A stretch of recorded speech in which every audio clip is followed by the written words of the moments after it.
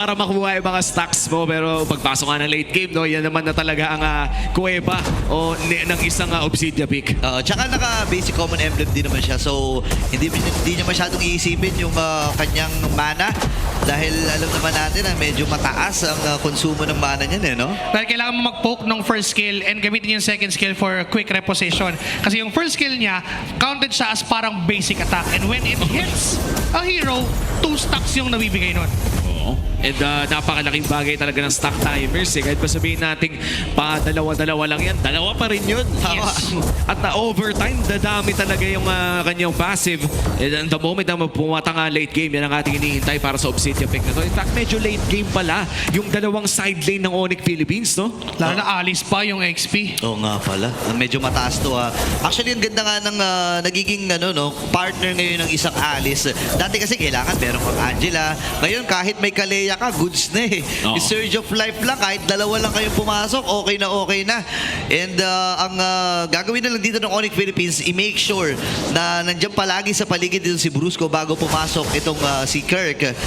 Which medyo ngayon lang ata natin nakita itong si Kirk na gumamit ng hero na to. Ayan na. Mukhang papasok sila kay Ryzen pero ang poke ay hindi naman kukonekta. Unang pagong ay mas malapit ng Onyx Philippines dito pero napakaganda ng pwesto ni Haji. Pwede siya makaharap ng prime target dito. The yin yang overturn is available pero mukhang nakita, inamoy ng turtle pre. Siningot siya ng turtle. Yun yung mahirap pag nagtatago ka dun sa pixel, pag hinampas yung turtle. Yun yung nagiging technique eh. Lalapit kung saan may malapit talaga na hero.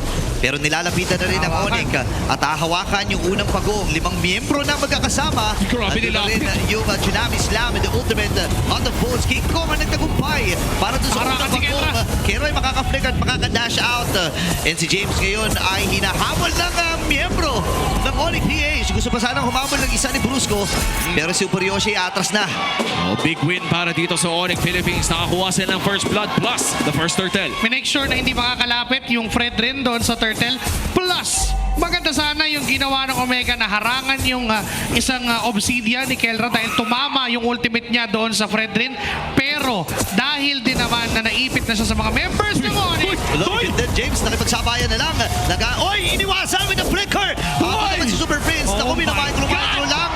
Kirk and Super Prince nagtulong para patayin si James. Grabe yung ginawa ni Super Prince doon pero napakabilis na reaction din mula kay James. Yeah. Ganda sana nung idea niya na alam niya kasing kaya niya ng early kung bakbakan lang. Pero, ng microplay mula kay Super Friends, nakatakas siya doon sa potential death.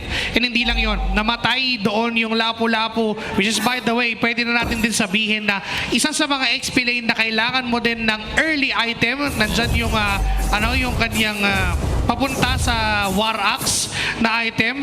Hindi na siya nag-Fury Hammer na agad-agad kasi mas kailangan niya ngayon yung spell bump lahatid ng War Axe. Oo, at yan din yung talagang iniisip natin when you're looking at the Lapu-Lapu, yung War Axe din kasi, yung power spike niya similar to ACC. Kahit pa sabihin natin meron kang stun mula sa yung Landshaker, yung totoong power spike ng Lapu-Lapu hindi nasa level 4, nasa War Axe. Yun na talaga yun eh. No? Yun yung puhunan madalas talaga ng mga heroes na yun. Actually, halos lahat naman ng XP laner ngayon. No? Parang puhunan talaga ay War Axe. Mas na, mas na, nasiset upan lang na maganda para sa isang Lapu-Lapu. Kasi nga naman, hanggang nabubuhay yan, hanggat nakaka-skill yan, may extra shield, may sustain. Mailap patayin dahil sa napakakunat ng mga stats. At simulan na nga ng Onyx Philippines ang pangalawang bagong. Lalaban kaya si Ryzen dito. Okay, may pokes na binibitawan Super Prince. Super Yoshi, naghahanap ng matutuan. Naiwasan yun. And King Kong, ang makakuha ng pagong. Naibalibag si James. Papasok din sa may matalikod. Wings by Wings and Kelly nakadalawa. Habulan nata magaganap. Pero lumayo na rin ang Smart Omega at tinalagan din nila sa itaas si Netsky. This is gonna be hard. Napapaaga yung scale ng Obsidian na sinasabi natin. The moment Onyx commits doon sa objective, by the way, napakagandang ultimate mula kay Kirk. Nahuli niya 4 na miyembro and nailang lahat ng mga members ng Omega na pumalag after nun. And Onyx Philippines winning the objective as well as is giving those crucial kills to Kelra. In fact, pakalahati na yung bone shards niya. I believe that's 11 out of 25 na meron siya. Make it 12 at this point. 5 minutes pa lang yung nangyayari pero pa full stacks ka na. Nako, at napakasakit niya no if you're Omega dahil umaasa ka na kahit tumagal ng Fredrin at kahit tumagal ni James. Pero sadly, lagi nang nabibigyan yung Lapu-Lapu. Currently 0-3-0. Pero of course, debuting is Alice pick dito sa ating laro would be Kirk. At kitang-kita naman kung gaano ka-smooth ang kanyang gameplay gamit ang ating Infinix phone. At ito yung mga balibalita ko. Madami ding nagkakagusto dito kay Kirk. Nako, hahabulin din pala itong si Kirk. Well, kasi ibang klase din talaga ang aura at charisma ni Kirk. No? Tapos pag naglalaro pa, lalong nadadagdagan, may bonus na points pa, Oo. di ba? Oh. At kitang-kita natin yan sa Infinix GT30. Experience victory for every madlang gamer. Itong Alice na to ay napaka-importante sa buong araw na ito. Napakataas ng kanyang contention rate. Ang tanong, tataas ba ang win rate? Ayan na ha, Feathered Earthstrike ay nabitawan. Atras muna si Nelsie, baba kaagad ang buhay niya. Pero maaari na atang basagin yung Torre at nagtagumpay na doon ang Onyx PH. Di na rin nag-rest si Super Yoshi na talunan yung Feathered Airstrike kasi wala din namang enough follow-up damage na kasunod. Baka mas mamatay pa siya if ever tumalon siya para makancel yun. So nahihirapan ngayon ang Smart Omega na sumabay doon sa paiba-ibang tempo na ginagawa ng Onyx. Right now, medyo bumabagal. Pero bigla na lang bibilis yan. Ayan na, Feathered Earthstrike nabitawan. Ryzen ang naging target kakad. Oh! Kami ni Brusco, abot of the Guardian, nagamit si Super Yoshi. Naabutan si Brusco, pero buhay pa rin with the Surge of Blood Flicker nagamit. Kaya lang mapapatay siya doon ni Super Yoshi. Tuloy-tuloy lamang ang pagkitil ng buhay dito ng Onyx at pwede pa nilang sundan itong gitna. At nagsisimula na rin naman yung pagong. Binibigay na nila kay King Kong ito. Super Friends, pokes from James. Papasok din siya doon. Nagamit yung Breaker's Point. Kailangan ng matras. Ang sakit ng mga shards. Ang sakit ng mga bone shards, mga kaibigan. And Kelra dito. Ang aga nito, pre. Napakahapdi na. 7 minutes in, napakalaki na kanilang lamang. Sinusubukan ni Ryzen i-cancel yung ultimate dito ni Super Friends. Pero sadly, hindi niya maaabotin. Uy! Oh! Wow! Off-cam kill. May paganoon ang hari ng tanza. Ibang klase ang Cloud Prince laban sa hari na The Beast and King talaga kasi King Kong ang pangalan niyan. Ang hirap nito pre ha. Walang lumaban bukod doon kay King Kong at napatay bigla si Signetsky. Medyo mahirap to for a Smart Omega knowing na yung 1-1 a highly mobile hero tapos ganun na naaabot ng Napapatay. isang Lancelot na napapatay. Look at Kelra, so free. Obsidia, first item, Corrosion Sight para mapabilis at mas maparami yung instances ng atake niya. DHS to tear down the front line and yun yung binabanggit natin right from the start of the draft. It is not a pick to counter the 1-1. It's a pick to tear down the front line. Oo, tsaka kitang-kita talaga na ang bilis matunaw dito ni James at pati na rin ni Ryzen. Tila ba'y nung nawala yung kakunatan ng dalawang ito para sa side ng Omega ay hindi na nakaabante ang ang Omega. Kumbaga kinukulong na sila ng Onyx Philippines. Oh, tsaka hindi rin sila takot dun sa mga threat eh. For example, si James, di ba? Kanina, ilang beses natin nakita na tumatalon sa likod itong si James. Ang focus lang nila, sige pa rin, pagtukulong, bigyan natin. Oo, at mukhang ang tatalong pa si Brusco. Ayan na, tumalon na rin sa likuran. Si Ryzen na naging target. Tot ay naibitawan din. Feathered Earthstrike mula kay Super Friends. At nakakuha na sila ng kill. At yung jump na yun, nagamit ni Super Yoshi para ng matras. At tuloy-tuloy lamang ang paghampas dito ng mga miyembro ng Onyx. Hahampas pa sana si Kelra, pero tagumpay ang kanilang plano. Papasok si King Kong, tatawid muli. Si Netsky nakasilip. Tuloy-tuloy, round number 2 ata. Dito na yung Cloud. Aabot naman si Kelra. Tot ay nabitawan. Netsky dito, nagpapasak lamang. Papasok si Kirk sa may badalikod. Pero Super Yoshi natunaw kagad. Ganun lang mga kaibigan. And Onyx Philippines, tuloy-tuloy ang dominasyon.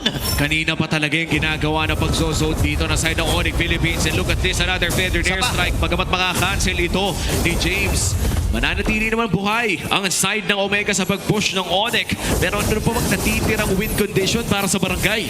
Kailangan makapag-farm pa itong si Netsky. Kailangan makuha niya yung item na para makapag-power spike din. Malaga yung DHS, lalo-lalo na when you're up against this kind of lineup from the side of Onyx. Dahil kailangan mong tunawin yung underlying problem ng Omega, which is this Alice na kaninang nakita natin, sinasalo niya lang yung 1-1. Hindi nga magamit yung ultimate dahil alam ni Netsky na wala pa siyang damage at that time. So mahalaga na makuha niya yung items niya. Plus, had G, kailangan din niyang makahanap ng way para abutin yung Varsa. Kasi if they would give that responsibility to Lapu-Lapu, to James and Super Yoshi, mawawalan sila ng front line. It's an ease of access for the members of Onyx Philippines. And there you go, puputok na rin ang Holy Shields doon sa may bantang itaas. Ang mid lane ngayon ng punteriya ng Onyx Philippines. A large gold lead, 10 minutong laro, 10 minutong 10k gold lead para sa Onyx. At mukhang itutuloy lamang nila ang pag-push dito at walang magagawa ang side ng Omega. Kinailangan nilang ibigay yun. Lipat naman sa may bandang top lane. Pero mukhang bot lane talaga ang gusto ng Onyx Philippines. Puno pa buhay ng Lord na to pero naibalibag na rin kagad. Ito si Super Yoshi at nabigyan ng Guardian na gamit para makatakas. Atras din si Ryzen. Nagamit niya ang Princess Shot. Tagumpay ang pagpatay doon sa Lord pero may round number 2 pa. Pinaplano dito ang Onyx. Inatay nila yung wave sa may bandang ibaba. Habang si James ay papasok din. Kirk ay nakabante na. Ayaw palapitan ng mga miyembro ng Omega. Kayo naman ay sa may bandang itaas. Ang kukunin na mula dito ng Onyx PH. Wow. At naglilinis na sila dito ng mga katorehan ha. Very surgical approach mula sa Onyx Philippines. Kung ano yung safe at nabigay, yun ang kanilang kukunin. Kaya naman hindi makabawi, makahanap ng gold pabalik ang side ng Omega. 11,000 Wow. kada minuto ay nadadagdagan ng 1,000 ang Onyx Philippines. Then maaari pang madagdagan dito. May mga recalls na. Pasok si Brusco. Nagamit yung Tsunami Slam. Pwede doon sa malaking Super Prince pero naiwasan niya with a flicker. Papasok pa si Kirk. Ay. Papasok din dito si Kerra. Wala sila mga Aray ko. minions. Kailangan tiisin ng Omega itong ginagawa at pinakikita at pinamamalas ng Onyx PH. Pero ano ba ang magiging call? Lalaban pa ba sila dito? May wave na naman sa gitna. Ayaw umuwi. At inaantay sa may bandang ibaba. Ayaw talaga magsiuwian ng Super Fam. Oo, para bang extended na Christmas party para Wala sa ka. Onyx Philippines. Here comes the concealed play. Naghahanap pa rin sila ng magkakamali pero ito na si Cloud. Super Yoshi. Mukhang lilipad pero mukhang babalik din agad. Ang sakit, Feathered Earthstrike na bitawan. Oh my goodness, napakahapde. Nung Tornos na yun, yung nagamit, yung inyang overturn. Ang sakit ng Tornos, look at that. Oy. AOG, walang tinamaan. Atras muna si Aray Kingkong ko. dito, napakahapdi na ng mga bone shards sa mga normal hits dito ni Kerra. Hindi makaharap na kasagutan ng Omega. 2 minuto lagpas na natili ang Onyx Philippines sa loob ng base ng Omega. Literal na chinoke nila yung passageway ng Smart Omega. Knowing na may Lord na maparating in 20 seconds, binigyan lang nila ng warning shot na hindi nyo pa rin kayang lumaban at this point in time, na hindi nyo pa rin kayang sumabay sa team fight. With the lock item, may Malefic gun na rin pala itong si Kelra with that Obsidia. So added range, and nandun din yung attack speed na bigay. And this time for this Lord, they can turn into hero, pero mukhang kaya din nilang isabay na binoburst yung Lord kasabay ng pag-burst ng hero. Men, ang laki ng lead na yan ha. Kung masusumahin, mga 4 o 5 item yan. Pero na. uunahan na kagad nila itong si Super Yoshi. Sakit. Makaka-AOG ba? Buhay pa rin naman. Pero mapapatay siya sa kamay ni Kerra. Sa likuran Yes! si Kingo, pinasok sa tabing si Shushu. Nagamit din! Nakapatay at si Adyang na maalam. Uy, nakalipad! Mula kay Super Prince. Nakalipad na dito itong si Netsky. Pero ang katanungan ay magkakaroon pa ba ng isa pa? Arise dito ay tumatakbo. Netsky as well. Dalawa na lang nandito. Ay, Father execution pero mapapatay siya. Dito ni Kingkong. 4 na miyembro mula sa Onyx PH ang natitira. Si Netsky hahawakan na yung wave dun sa may bandang itaas. Pero kakayanin ba? Ang sakit ng mga minions. Itutuloy na nga. At makakapatay pa si Netsky ng isa. Kaya lang hindi na ata siya makakalapit pa dahil tuloy-tuloy na ang pagbe-base lock at ang Onyx Philippines tagumpay sa Game 1. Grabing pagdudumi